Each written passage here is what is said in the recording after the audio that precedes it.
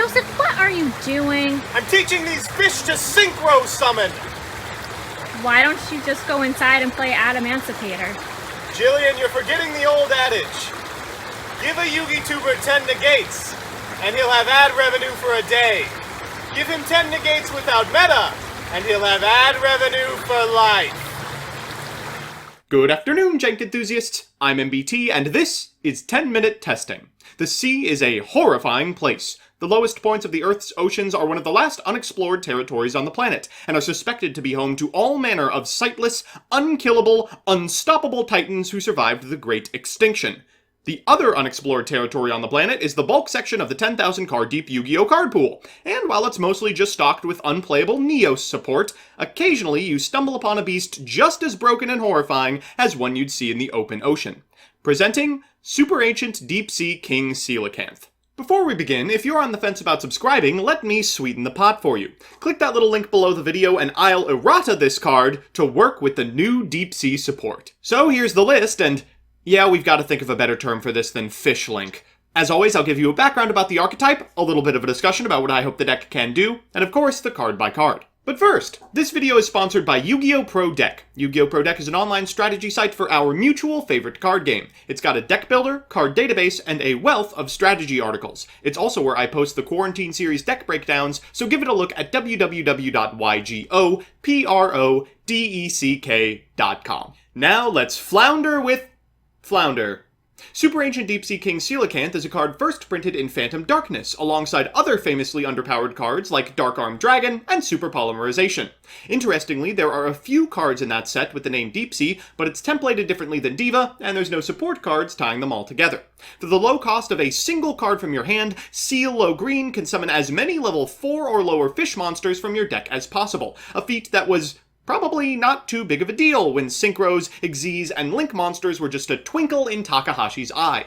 Couple that with the inexorable passage of time and the lack of a hard once per turn, and it's pretty feasible we can use this card to summon between 4 and 20 monsters in a single turn. The one hoop we have to jump through in order to access this school of summoning material is actually summoning See-la-canth. If this card was printed in 2020, it'd have a summoning condition of like controlling a fish-type monster, or thinking really hard about a crab, but since it's over a decade old, you seem to be expected to tribute summon this card. Now thankfully, we can maneuver around that remnant of an ancient mechanic by way of a card revealed in ROTD, Dead Reef the Ephemeral Fish. An Armageddonite and Emerald for fish and fish alone, this card allows you to send a See-la-canth to the depths of your grave when summoned. From there, any 4-star extender, and fish have a ton, makes Dugaris and Reborns the Deep-Sea Dingus. In terms of combos enabled by our Mackerel Monarch, we can loop summons with White Aura Monoceros, easily ending on a Format Appaloosa, a Totally Awesome, and a Savage Dragon with Buster's Domain Lock. So with that, let's get into the card by card. Firstly, the See-la-canth himself, followed by the most fantastic fish alive. Or, I guess in this case, dead. We're also on Beatuniful for similar reasons. Next are our freebies, Tin Goldfish, Silent Angler, and White Stingray, followed by Summoner Monk, because again, we really need Deadship. After that are 2 of the fish we most want to summon, Oystermeister and Royal Swamp Eel. Finally, we're on 1 Dragon Buster Destruction Sword. We're on a lot of spells, mostly for Monk, 3 White Mirror, 3 Moray of Greed, 3 Succession, 3 Called, and 1 apiece of Foolish Burial, Monster Reborn, and 1 for 1. In the extra, we're on Savage, Dragite, Aura, Abyss, Dugaris, Bahamut and Toad, and Link monsters of Saruya, Appaloosa, Equimax for Tough Climbs, Coral Anemone, Union Carrier, Beat Cop, Link Spider, and Link Haribo. So with that, let's jump into the games. Our first match is up against Noble Knight, and I guess I'm going to have to actually learn what these cards do. Not today, however, because we are going first. We're going to lead with a copy of Summoner Monk, and thankfully our opponent doesn't have a hand trap here. We'll activate its effect to get a copy of Dead Reef from deck. We will activate its effect to send a See-la-canth to graveyard. Next we'll overlay for Dugaris and use its effect to summon back the See-la-canth, and See-la-canth's effect to pop off. We get a Swamp Eel, 2 4s, and an Oystermeister. From here we can overlay for a Bahamut Shark and use its effect to summon a copy of Totally Awesome from our extra. We'll go to a Beat Cop and a White Aura Monoceros, bringing back this See-la-canth alongside a token from the Oystermeister. We'll turn the token into a Link Haribo and make an Appaloosa for 4 before activating the effect of See-la-canth for a Swamp Eel and 2 4s. From here we can make Borreload Savage Dragon, equipping the Beat Cop in the graveyard, and then with the remaining monsters on our side of the field, we can summon a copy of Union Carrier and equip this Borreload Savage Dragon with, you guessed guessed it, the copy of Buster Dragon in our hand. Good luck to our opponent. They'll lead with a copy of Boars and a Durandal. They're going to Special Acoustenian and activate the effect of Boars. We'll go ahead and negate that. Afterwards, they'll activate the effect of Durandal for a Fire Flint Lady. They'll activate its effect, which we will once again negate with Appaloosa, prompting them to go to the battle phase and walk over both it and our Union Carrier. We should be able to win here, but not by battle. Unfortunately, because of the effect of Dugaris, we lose our main phase 1 and have to attack immediately. We get over for 28, and then in main phase 2 we can activate the graveyard effect of Dead Reef. We draw a card off the top of our deck. Ooh, that's a good one. We'll activate Bea Tuneful Princess's effect for another Dead Reef, whose effect we will activate to send a copy of White Stingray. We'll link summon a copy of Marincess Coral Anemone. This is just for the point. We'll bring back this copy of See-la-canth with the succession from the graveyard before activating its effect for, you guessed it, a whole bunch of 4s and an Oystermeister. We're going to make Monoceros and trigger its effect in a chain above the Oystermeister, so we're not saddled with the token, and can go into Dragite. Finally, we'll activate Dragite's effect, just for funsies. Of course, we're not playing any rocks. We'll pass it back to our opponent and wish them the best. For turn they draw, ooh, a Smoke Grenade. They'll normal summon a copy of Medarot. We'll negate the effect of Smoke Grenade so that it doesn't remain on the field and trigger Medarot's effect. They'll then go for a Fire Flint Lady and a God Phoenix Gearfried. That's a pretty good card to negate. With no access to the extra deck, they are forced to pass their turn. For turn we draw, okay, we probably should not style, so just a Dead Reef is going to have to do. Theoretically, it could do something. We'll proceed to battle, do 44, and well over lethal. Our second match is up against Machina Orchist, and this hand is a little crusty. Well, we don't have access to a see-la-canth in graveyard, nor do we have a way to reborn it, so we're going to have to play greedily. We're going to lead with a copy of Tin Goldfish to summon a Royal Swamp Eel from hand, followed by a Silent Angler. We'll overlay for a Dugaris and use its effect to draw 2 and discard 1, and what do you know, we found the succession! We'll make Beat Cop and then bring back this copy of See-la-canth, activating its effect to summon from deck an Oystermeister, a Silent Angler, a Dead Reef, and a Swamp Eel. From here we can overlay for a Bahamut Shark, making sure to detach this copy of Dead Reef so we can activate it later. We're going to make a copy of Appaloosa for 3 and Totally Awesome before we Dead Reef to shuffle 1 card back and make Monoceros. We'll trigger the effect of Monoceros and the effect of Oystermeister, getting us a token, which will enable a link summon of Union Carrier. Next, we'll activate the effect of See-la-canth, getting Dead Reef and Swamp Eel to our side of the field, making Savage Dragon, equipping it with the Beat Cop from earlier, and following it up with a copy of Buster Dragon from deck. We'll pass it back to our opponent, who unfortunately has the answer to this board in Forbidden Droplet. This is why people are playing Buster Dragon Destruction Sword. They still can't get to the extra. For turn, we probably have lethal, but I don't want to risk it with 1 card on the field. Let's style a little bit. We'll go from Bea Tuneful Princess into a copy of White Stingray. That's going to enable an Equimax summon. We'll activate See-la-canth to summon a Dead Reef before overlaying for Abyss Dweller. Unfortunately, that's 5, so we'll Toad the Nibiru. They'll discard it for Forbidden Droplet. Oh, and that's the end of the game anyway. We'll get in for 25, 4K, and why don't we detach for Abyss Dweller as well? So, it's time for game 3, and you know what that means, a best of 3 versus meta. Our opponent's playing, oh, come on, Synchro Eldritch. Synchro Eldritch, ladies and gentlemen. I thought Numeron was supposed to shake things up.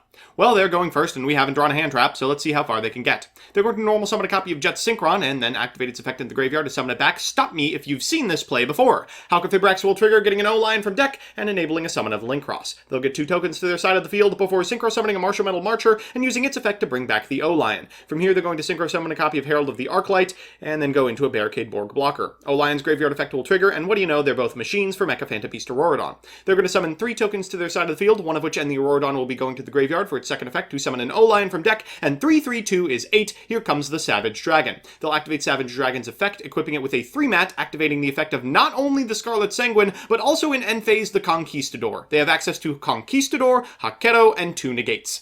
This is not good. We're going to lead with a copy of Summoner Monk, and I agonize over what I should send here. After calling this copy of Herald of the Arclight and getting it negated, I realize it should have been Foolish Burial. Well, let's see if they can kill us in 1 turn. At end step, they'll activate Conquistador and Haketo and Elblixir of the Scarlet Sanguine. Well, that's 3 monsters. I suppose if they don't have a 4th one, we might live. Unfortunately for us, they do. They'll link summon a copy of Nightmare Unicorn, then normal summon a Ghost Ogre and Snow Rabbit to make access code. Well, at the very least, they made it quick. We are going to take well over lethal. So it's time for game 2, and while that's a heck of a grip from our opponent, it does not contain any hand traps. That said, I don't want to put all of my eggs in the Summoner Monk basket, so we'll lead with a copy of Moray of Greed. We'll tuck back these 2 Bea Tuneful Princess, and whoa, that's way better. We're going to use the effect of Tin Goldfish to summon Dead Reef. We'll activate Dead Reef's effect, sending a See-la-canth and going into Dugaris. We'll activate Dugaris' effect to summon back this copy of See-la-canth, and we are off to the races. We're going to summon a Dead Reef, a Swamp Eel, an Oystermeister, and a Silent Angler. Next, we'll overlay for a Bahamut Shark, discarding this copy of Dead Reef, of course, for a Totally Awesome, and making a Monoceros. monsters. Now, we do this a little bit incorrectly here by putting the see-la-canth in the wrong zone. This means, unfortunately, we're only able to make an Appaloosa for 3. Still not a big deal. We're going to activate the graveyard effect of Dead Reef before activating see-la-canth once again, getting a Swamp Eel, a Dead Reef, and a Silent Angler. From here, we can make a Savage Dragon, triggering its effect to get a copy of Coral Anemone, and a Union Carrier, giving it a Buster Dragon Destruction Sword. This is quite strong. We'll pass it back to our opponent. Ooh, they'll activate Eldritch the Golden Lord. We'll negate it with Appaloosa, and afterwards they'll activate Cursed Eldland. I take it with Totally Awesome because I don't want it in the graveyard, so its effect won't trigger. We'll activate the effect of Toad for a Dead Reef back to hand. They'll activate Black Awakening, set 2, and pass. Worth noting, they did not activate the Infinite Impermanence in draw step because they have better plans for it.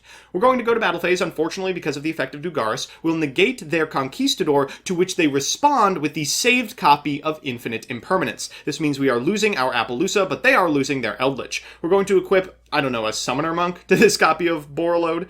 We'll go ahead and activate the effect of Dead Reef in Graveyard, then activate the effect of Succession to bring back see-la-canth, normal summoning a Dead Reef so we can send a White Stingray to grave. We'll link summon an Equimax just to free up space for see-la-canth and activate its effect, so afterwards we can make a Dragite. We'll activate Dragite's effect, trying to, I don't know, force our opponent to concede out of fear. Before it's revealed, we're not playing any rock monsters. We'll pass it back to our opponent, who for turn draws a tuning. Geez. They're going to activate the graveyard effect of Eldritch, that's fine, before activating the hand effect, which loses us our Equimax. We'll activate Dragite on the effect of Awakening in Graveyard. They pass turn, and while they get a Conquistador, by the time they can activate the Scarlet Sanguine, both of our negates are still online. We'll normal summon a copy of Bea Tuneful Princess so we can get a 4 from our deck. That enables a Synchro summon of Monoceros, and through clever chaining, we can bring back this copy of see-la-canth before we get the token. We'll draw an additional card, just fishing for a call at this point. We don't find it, so we'll go to battle phase, and our opponent will concede.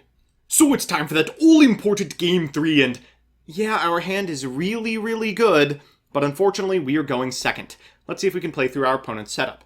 They're going to lead with a copy of Cursed Eldland, adding from deck to hand, oh boy, a copy of Haketo. They're going to activate Eldritch, pitching the Haketo to destroy Cursed Eldland and send a Conquistador to graveyard. They're going to set 2 and at end step trigger the effect of Haketo and Conquistador for a Scarlet Sanguine and a Black Awakening. Okay, if they don't have a Haketo set, we might be able to do it. For turn, we draw a Summoner Monk. We'll normal summon a copy of Dead Reef, we'll send a see-la-canth, we'll special an Angler, we'll use Dugaris' effect, and of course they have the Haketo. Okay, well they'll go from Scarlet Sanguine into Haketo, banishing the see-la-canth. Thankfully, it doesn't target, so we do get the Dead Reef. We'll use 1 for 1 to get a copy of Bea Tuneful from deck, we'll activate its effect to get a Tuner, so we can at minimum make a Dragite, but that is a cold comfort at this point in the game. We'll pass it back to our opponent. They'll activate Eldritch's effect. We have the called, so we get at least 1 turn out of this. Next, they're going to activate Elixir of Black Awakening, which we will also negate. They'll special summon an Apprentice Illusion and Conquistador? Okay, oh my god, I can't beat this card. Oh my god, I can't beat this card. It's not even immune! Okay, well at end step they're going to trigger the effect of Haketo and the effect of Scarlet Sanguine, so they're completely set up for next turn. We have to immediately default to battle phase because of the effect of Dugaris, and I figure this is as good a time as any to concede. So we're back with the deck, and while I'm extremely happy with the deck's performance, I'm a little concerned with its inability to play through, one piece of interaction. Let's do the pros and cons.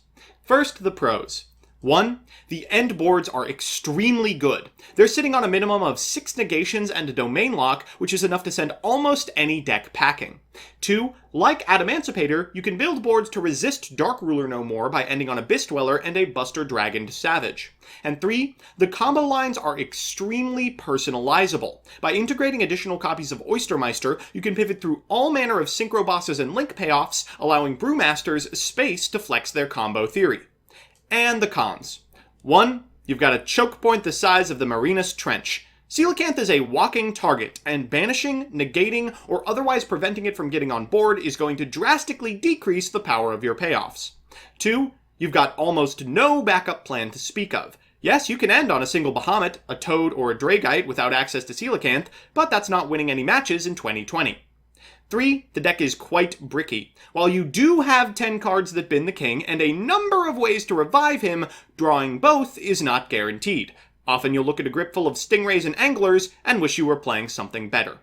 All in all, it's a neat deck whose ceiling could benefit from more skilled combo theorists taking a closer look, but I'm more concerned with the floor than the heights to which it can reach. So that's that. As always, thanks to my patrons, MeatMoto27, Dominic Ernst, Harrison Karp, Alex Perea, Angel Ferox, Candyman, Crispy, Innercrest, Mike Carlotti, Seeker, Sir Tachyon, Stevie Blunder, Tyler Slacks, Tyrese Biggums IV, Adam Trevino, Adrian Bra, Amid Elefandi, Algis Marcinkevicius, Andrew Benson, Andrew Horseman Linderman, Angry Bread, Apex Systems, Billy Williams, Blake Root, Blue Boy, Chad Bortz, Chibi Gohan, Torps Away, CJ Alex, Connor Kid, Dan the Man Hoban, Darcy Tevz, Devin Dees, Dylan Conley, Donnie Fillerup, Don Coro, Distrin, Emperor Stove, Ernesto Ibarra, Fighting Fangwang, FUTR, Gustavo Secon, Isaac Jackson, James Nya, Jason Leonard, Jeff Leonard, Gel Durado, Jose Luis Cortez, Kybacorp Shill, Corey Hess, Kurakaze, Lavender Lemonade, Lawrence, Lucas Geardas, Lucky Number 5, Lucas Arizo Hansen, Meds for Feds, Michael Uskvark, Miyuna Arashi, Moira Brownwolf, Nick Extreme 99, Nick Dolores, Pro Yugi Dad, Pro FP2, Sam Soon, Second, Shane Meadow Edits Pronga, Standards Objective, Swag Kage, Tim Holloway, Yuri's Best, Zach Janchewski, Zach McKee, Bleh, Dive Missile, Josh, Picnic Blasted, This Machine 237,